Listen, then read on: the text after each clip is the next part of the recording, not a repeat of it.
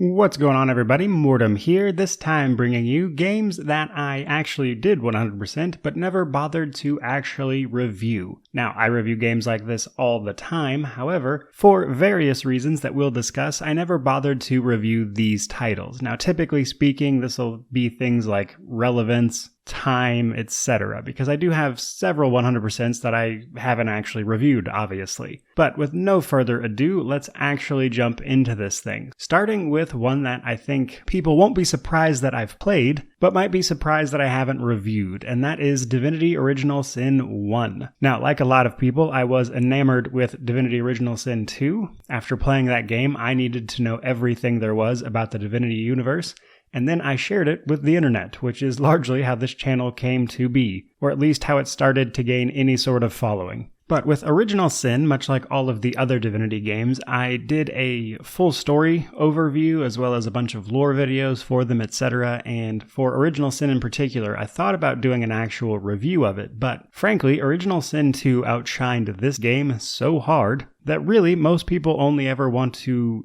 see if the story is relevant to playing the second one, which is the one they actually want to play. So after doing all those lore videos and then the entire story series for the first game, it just felt a little irrelevant to then also do a review when I'd already covered it so thoroughly. Overall, fun game. A lot of the building blocks for Original Sin 2 are there, but you'd be surprised how different these two games actually are. Now from here we move on to the things that might surprise people a little bit, starting with The Division. Believe it or not, I actually liked The Division quite a bit, even though it's not really the type of game most people would associate with me, for starters. But that said, this game came out shortly after I started my YouTube channel, and it was a little outside of the focus of my reviews, etc. at the time. So in addition to not really being the type of thing that I would have covered back then when this game launched, etc., I did nonetheless play it to death. Until, that is, I got into the end game. So if you're unaware, The Division is actually a live service title, which in my opinion is a bit disappointing, frankly, because the actual premise of The Division is really cool. There's this plague that wipes out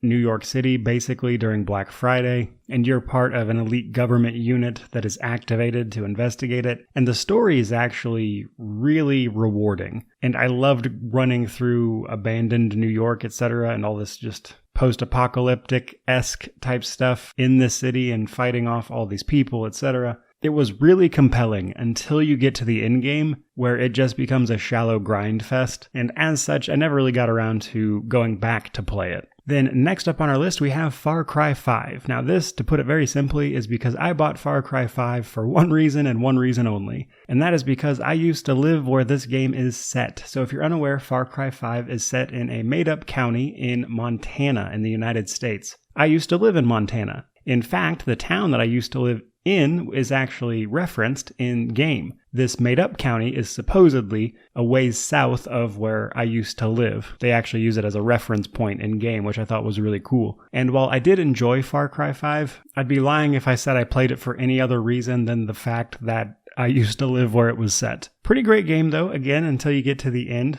Joseph Seed is one of my all-time favorite villains in gaming, so that was pretty cool. And then next on our list, we have South Park 1 and 2. That is to say, The Stick of Truth and The Fractured But Whole. Now, again, I wasn't really doing reviews at the time these two games released. However, I think the coolest thing about these games is that while they're obviously based on South Park, and therefore there's a lot of nonsense and crass humor, etc., on top of that, though, these are actually very competent RPGs that are a lot of fun, which is why I actually 100%ed both of them.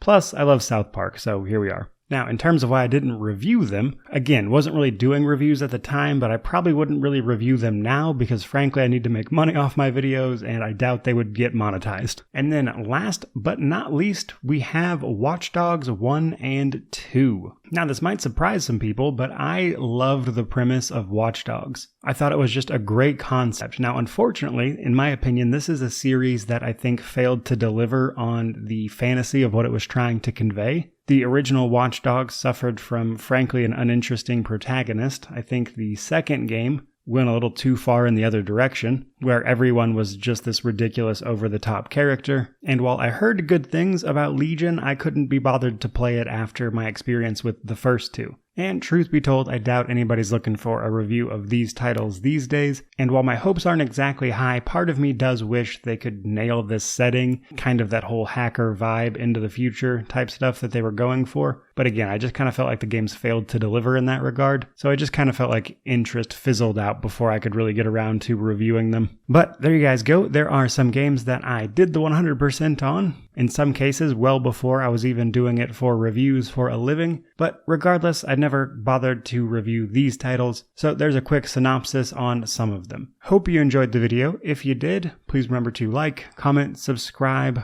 all that YouTube jazz. Let me know some weird titles you've been playing lately or some titles you've played like this in the past. But regardless of any of that, thank you again. May you wander in wisdom and have an amazing day.